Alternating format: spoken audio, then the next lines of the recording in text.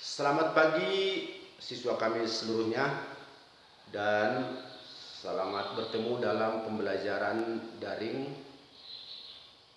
di mana pada pembelajaran kita pagi ini adalah menyambung daripada materi kita sebelumnya, yaitu mulai daripada pemilihan gereja mula-mula dan sampai kepada cabang-cabang gereja ataupun berbagai macam perpecahan-perpecahan gereja menjadi banyak macam-macam gereja sesuai dengan karisma yang ada. Nah, materi kita pagi ini yaitu menyangkut daripada gereja yang hidup di dunia.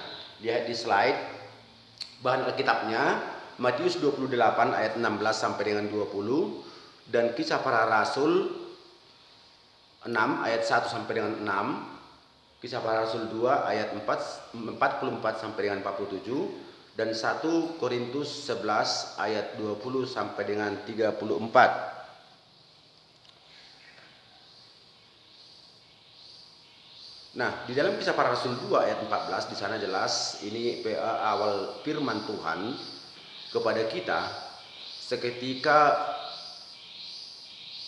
Petrus mengumandangkan tentang kabar sukacita di dalam Yesus Kristus. Maka bangkitlah Petrus berdiri dengan ke-11 rasul itu, dan dengan suara nyaring ia berkata kepada mereka, "Hai kamu orang Yahudi dan kamu semua yang tinggal di Yerusalem, ketahuilah dan camkanlah perkataanku ini." Nah, di sini jelas ini langkah awal Petrus dalam pemberitaan tentang Yesus sendiri, tentang keberadaan ataupun siapa sebenarnya Yesus sendiri. Jelas dia di sana berupaya untuk membangun iman-iman percaya orang sekelilingnya. Kita tahu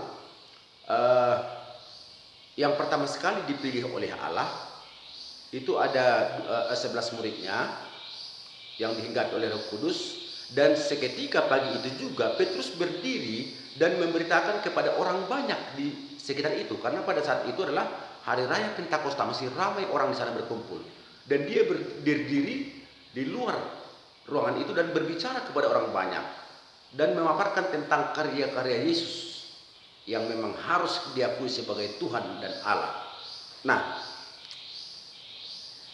gereja yang bersekutu atau dalam bahasa Yunani disebut dengan koinonia, 1 Korintus 1 ayat 23, tetapi kamu memberitakan Kristus yang disalibkan untuk orang-orang Yahudi suatu batu sandungan dan untuk orang-orang bukan Yahudi suatu kebodohan.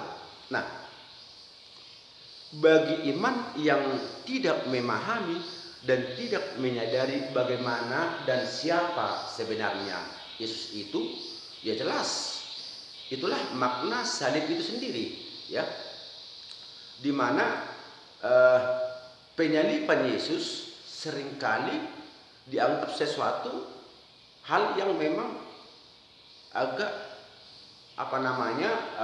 hina.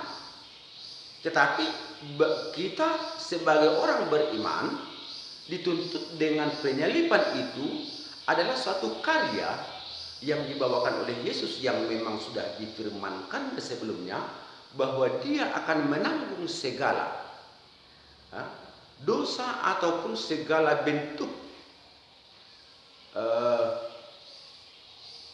pelanggaran-pelanggaran yang telah dibuat oleh manusia. Itulah penyaliban itu. Nah, mengapa dikatakan suatu batu sandungan? Ya, bagi orang-orang Yahudi dikatakan itu batu sandungan, dan bagi orang yang bukan Yahudi dikatakan itu kebodohan.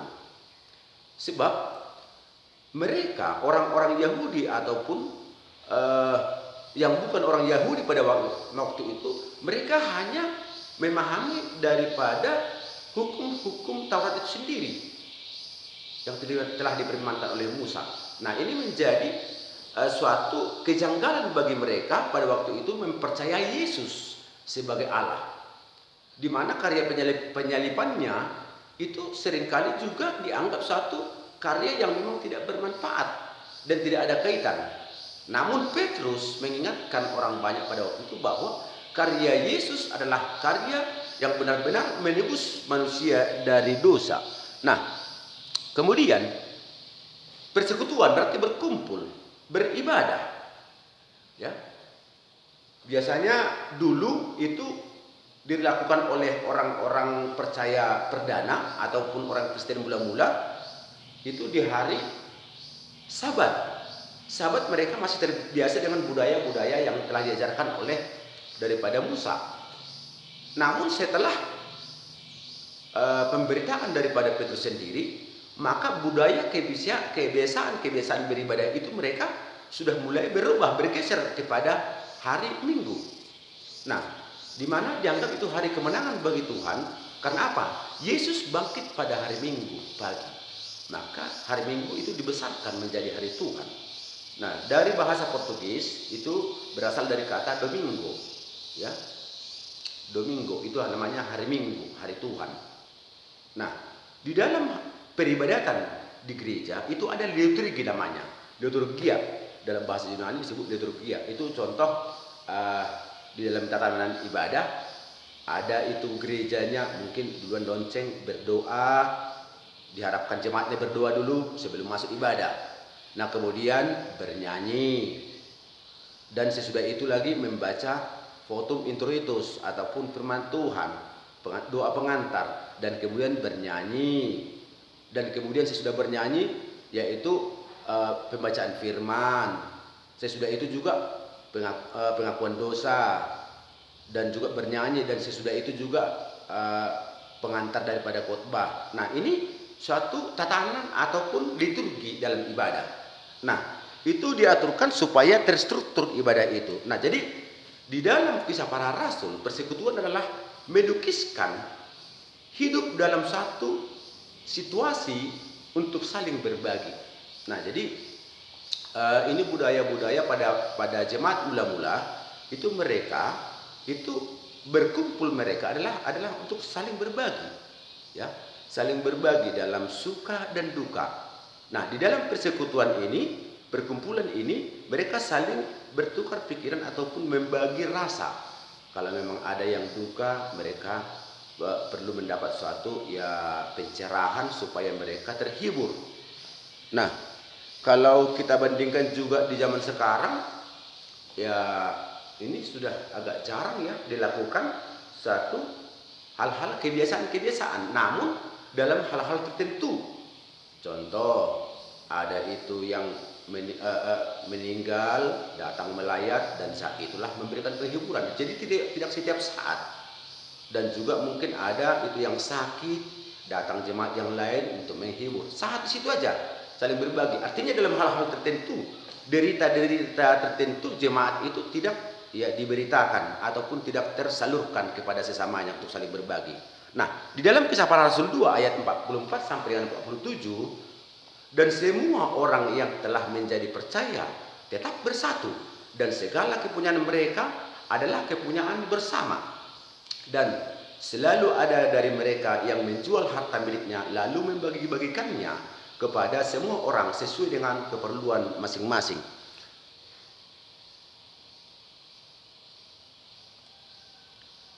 Nah, jadi di dalam Kisah Para Rasul ini,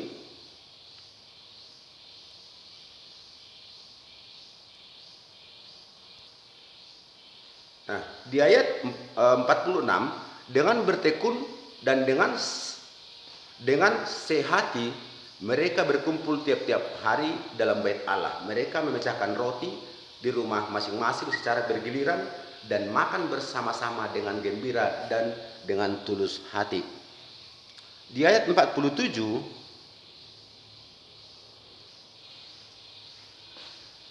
sambil memuji Allah, dan mereka disukai semua orang, dan tiap-tiap hari Tuhan menambah jumlah mereka dengan orang yang diselamatkan. Jadi jelas di sini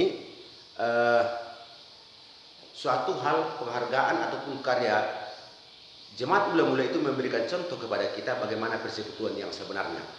Nah, praktek perjamuan kudus ataupun perjamuan makan malam yang dilakukan oleh Yesus, di dalam kematian Yesus, ia membagikan kehidupannya dengan manusia. Jadi karya suatu kematian itu, penyaliban itu adalah supaya orang percaya merasakan bahwa kehidupan Yesus adalah bahagian daripada kehidupan kita sebagai manusia, orang percaya kepadanya. Nah, rangkuman Bapak merangkum bahwa mari membangun persekutuan yang erat dengan Tuhan Yesus dalam peribadatan setiap hari Minggu. Sebab itu bertujuan membangun keakraban dengan Yesus sendiri. Nah, jadi kalau memang ada keakraban, ya jelas kasihnya itu dekat. Kalau memang kita tidak akrab dengan orang tua, tidak komunikasi yang baik dengan orang tua, bayangkan sajalah kalau kamu meminta kepada dia, ya mungkin akan sulit kamu menerima ataupun mendapatkannya apa yang kamu inginkan dari orang tua. Jadi kalau memang keakraban itu kita pupuk dalam satu persekutuan dengan orang tua, ya jelas kasih orang tua pun melimpah buat kita. Nah, jadi itulah materi kita untuk pagi ini.